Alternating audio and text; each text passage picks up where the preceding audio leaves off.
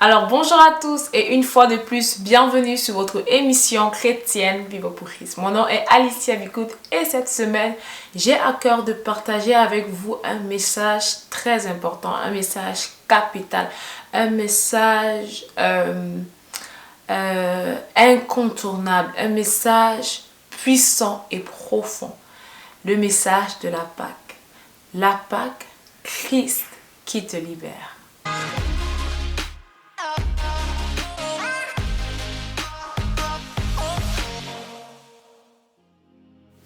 Une fois de plus, bienvenue. Je crois que tu le sais, nous sommes dans le mois, dans la semaine où nous partageons ensemble la Pâque. La Pâque, c'est quoi? La Pâque, c'est une célébration parce que le tombeau est vide, parce que Christ est ressuscité, parce que aujourd'hui... Mais en fait, c'est quoi le point? Qu'est-ce que ça veut dire que Christ est ressuscité? Qu'est-ce que ça veut dire en fait que de célébrer la Pâque? Je veux commencer par dire que, vous savez, avant les Juifs, ils fêtaient la Pâque. Pourquoi? Parce que ça symbolisait la sortie du peuple d'Israël d'Égypte. Ça symbolisait le fait que Dieu avait délivré les Israélites des Égyptiens et les avait justement sauvés. Ils avaient fait sortir en fait d'Égypte et les avaient amenés justement pour leur terre promise. Mais j'ai aimé ce que notre pasteur a dit dimanche dernier. Il a dit, tu peux sortir Israël de l'Égypte, mais il faut également faire sortir l'Égypte d'Israël. Ça a pris, normalement pour Dieu, c'était 40 jours de la sortie du peuple d'Israël jusqu'à Canaan, mais ça a pris 40 ans pour faire sortir l'Égypte de la conscience, de la tête, de la mentalité des Israélites. Chaque fois, les Israélites se plaignaient, se disaient, on était bien en Égypte, on était mieux en Égypte. Donc, parfois même, nous sommes comme ça, nous sommes comme les Israélites à l'époque. Dieu veut nous sortir d'Égypte, mais il faut aussi qu'il sorte l'Égypte de nous. Et je crois que ça, c'est quelque chose que Christ est venu faire parce que Christ seul pouvait venir le faire. Il n'est pas seulement venu nous dire, ok, on va porter des titres d'enfants de Dieu comme les Israélites à l'époque, non. Mais il est venu nous dire, je suis venu vous rétablir dans la pensée originelle que j'avais lorsque je vous créais. Comme des hommes qui sont envoyés non seulement pour faire accomplir ma volonté, mais pour dominer, pour régner, pour assujettir. Et je vous ai parlé au début de la résurrection. Pourquoi est-ce qu'on fait de la résurrection de Christ? Qu'est-ce que la résurrection de Christ veut dire? Et ici, je veux vraiment qu'on puisse lire un passage biblique dans le livre de 1 Corinthiens au chapitre 15. Donc, je vais commencer à partir du verset 13. S'il n'y a point de résurrection des morts, Christ non plus n'est pas ressuscité. Et si Christ n'est pas ressuscité, notre prédication est donc vaine et votre foi aussi est vaine. On va aller au verset 16. Car si les morts ne ressuscitent point, Christ non plus n'est point ressuscité. Et si Christ n'est pas ressuscité, votre foi est vaine. Vous êtes encore dans vos péchés et par conséquent, aussi ceux qui sont morts en Christ sont perdus. Si c'est dans cette vie seulement que nous espérons en Christ, nous sommes les plus malheureux de tous les hommes. Mais maintenant, Christ est ressuscité des morts. Il est les prémices de ceux qui sont morts. Car puisque la mort est venue par un homme, c'est aussi par un homme qu'est venue la résurrection des morts. Et comme tous meurent en Adam, de même aussi tous revivront en Christ. Je crois que tu connais un peu l'histoire d'Adam et Ève. Adam a péché avec Ève dans le jardin d'Éden. Et qu'est-ce qui s'est passé? La Bible nous dit que l'homme a été séparé de Dieu. Parce que Dieu avait dit à Adam, que le jour où tu vas pécher, tu mourras. Et c'est ce qui s'est passé. Parce que lorsque le serpent est venu demander à Ève, est-ce que c'est véritablement vrai que tu mourras lorsque tu pêches, si tu manges l'arbre de la connaissance du bien et du mal, et on ne comprenait pas en fait qu'il ne s'agissait pas ici d'une mort physique, mais qu'il s'agissait d'une mort spirituelle. Et c'est pour ça que Paul va dire ici que comme tous sont morts par Adam, aussi tous revivront par Christ. Donc Christ est venu redonner la vie. Et si tu ne crois pas, pourquoi Paul va parler de la résurrection ici? Il va dire que si tu ne crois pas en la résurrection, si tu ne crois pas qu'il y a une vie après cette vie, si tu ne crois pas que Jésus-Christ revient, si tu ne crois pas que la vie avec Christ existe et qu'elle est réelle, alors ta foi elle est vaine. Alors tes péchés ne sont pas pardonnés. Alors tu vis encore dans tes péchés. Alors il n'y a pas d'espoir pour toi. C'est pourquoi on fête la résurrection de Christ. Parce que on sait que s'il n'était pas mort, s'il n'était pas ressuscité, on serait perdu. C'est par Christ que tu as l'espoir non seulement de sortir d'Égypte, mais que l'Égypte sorte de toi. C'est par Christ qu'il y a un espoir pour se dire que c'est possible de vivre dans la pureté, dans la sanctification. C'est par Christ qui a l'espoir de dire que je suis libéré de l'esclavage du péché. C'est par Christ qui a l'espoir de dire que je peux aspirer demain à être enlevé. Je peux aspirer à être avec le roi des rois et avec le Seigneur des seigneurs. Je vous ai déjà partagé plusieurs fois mon témoignage, comment j'ai rencontré Christ. Vous pouvez encore aller le regarder si vous ne l'avez pas encore regardé. C'est ça que j'aime avec le message de l'évangile, avec la personne de Christ. C'est que en même temps ce jour-là, j'ai ressenti la conviction du péché. Parce qu'on avait dit quoi? Le Saint-Esprit convainc de péché, de justice et de jugement. J'étais consciente, j'étais convaincue que j'étais une pécheresse. Mais j'étais aussi en même temps convaincue que Dieu m'a tant aimé, qu'il m'a pardonné et qu'il m'a offert une nouvelle vie.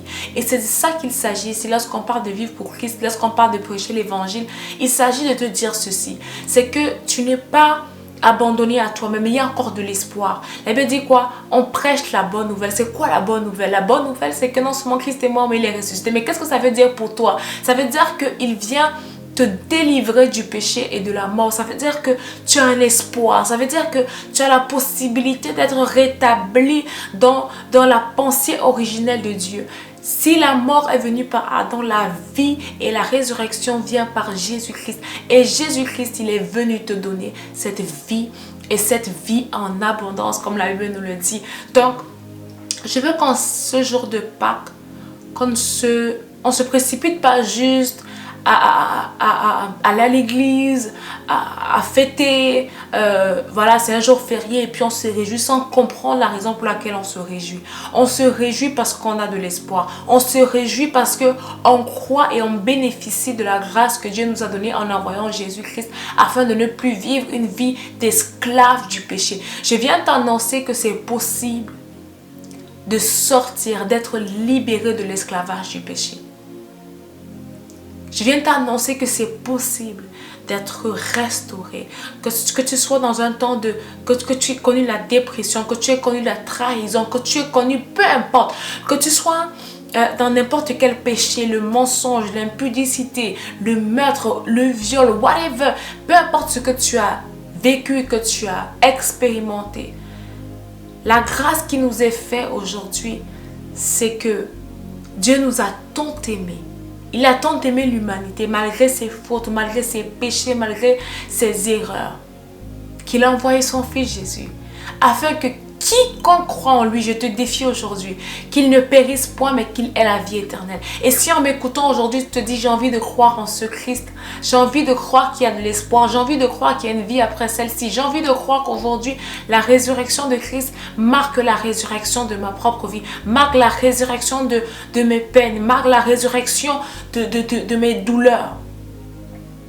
Alors je t'invite à faire cette prière, à l'accepter comme ton Seigneur et Sauveur. La Bible dit à tous ceux qui l'ont reçu, à ceux qui croient en son nom, elle a donné le pouvoir de devenir enfant de Dieu. C'est tellement puissant parce que Christ, en mourant et en ressuscitant, il a été, comme la Bible nous dit dans le livre de 1 Corinthiens 13, le premier parmi tant d'autres, parmi nous qui allons ressusciter aussi le jour de la résurrection. Donc, Christ a un plan pour toi. Christ veut te sauver. Mais il ne force pas. La Bible dit, il se tient à la porte et il frappe. Il cogne à la porte de ton cœur. Je sais que parfois, certains d'entre vous qui me regardez, surtout ceux qui sont très familiers à moi, parfois mes vidéos, je sais pas, c'est comme en mode, oh, ok, on connaît que Alicia parle de Dieu et tout, mais c'est réel. La résurrection de Christ, c'est bien plus que des mots, c'est bien plus qu'un jour, mais c'est une conscience de ce que c'est possible d'être délivré du péché. C'est une conscience de ce que je peux m'accrocher, j'ai un espoir, j'ai une espérance que je suis racheté, je suis sauvé pour une vie beaucoup plus meilleure, pour une vie de sanctification, de pureté, pour une vie où je suis réconcilié avec Christ, où je suis réconcilié avec Dieu. Dieu a renié son propre fils afin que toi tu sois réconcilié avec Dieu. Et j'ai envie de dire ici à quelqu'un, ce n'est pas toi qui l'as aimé le premier, c'est lui qui t'a aimé le premier. Et s'il t'a aimé le premier, c'est pour que tu sois conscient, peu importe ce que tu as fait, il te pardonne et il t'accepte. Moi, je me rappelle le jour que j'ai donné ma vie à Christ, l'une des choses qui a fait en sorte que je me dise que je veux vivre cette vie, que je veux commencer cette vie avec lui, peu importe ce que ça va me coûter, c'était cette conscience de l'amour de Christ. Je me suis sentie tellement aimée et je me sens toujours tellement aimée. Ce qui a fait en sorte que je me dise, je veux aimer ce Dieu qui m'a aimé, je veux l'aimer en retour, je veux me donner en retour.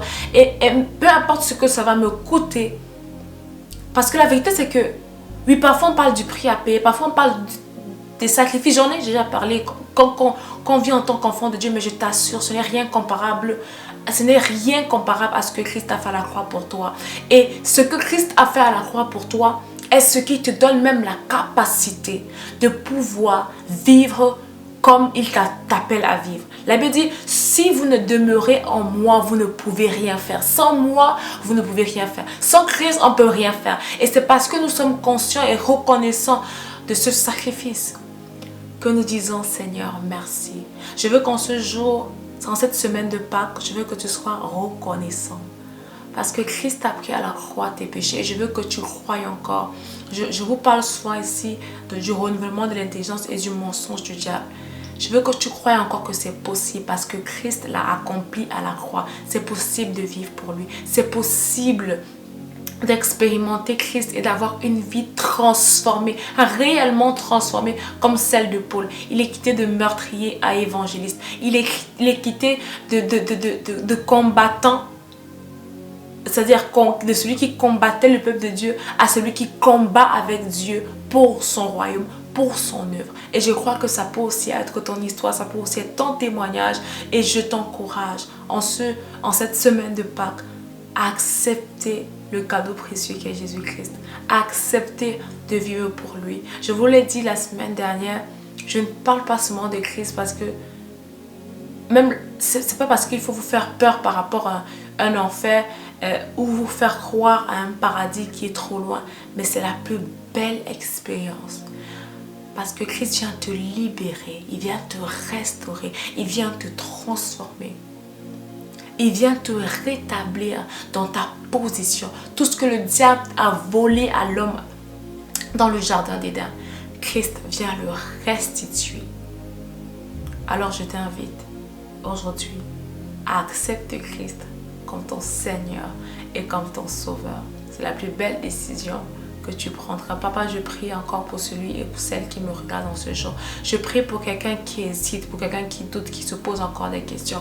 Papa, tel que tu m'as convaincu en 2017, que tu convaincs le cœur de quelqu'un à vivre pour toi. Je prie que cette vidéo touche le cœur de plusieurs. Je prie, Papa, même si c'est juste une seule personne que tu amènes à toi, je prie encore que cette semaine de Pâques marque le départ pour quelqu'un avec toi et pour toi.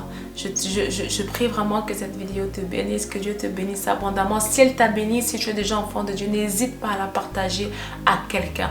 Comme je l'ai dit dans le titre de cette vidéo, Christ veut te libérer. Alors que Dieu te bénisse abondamment.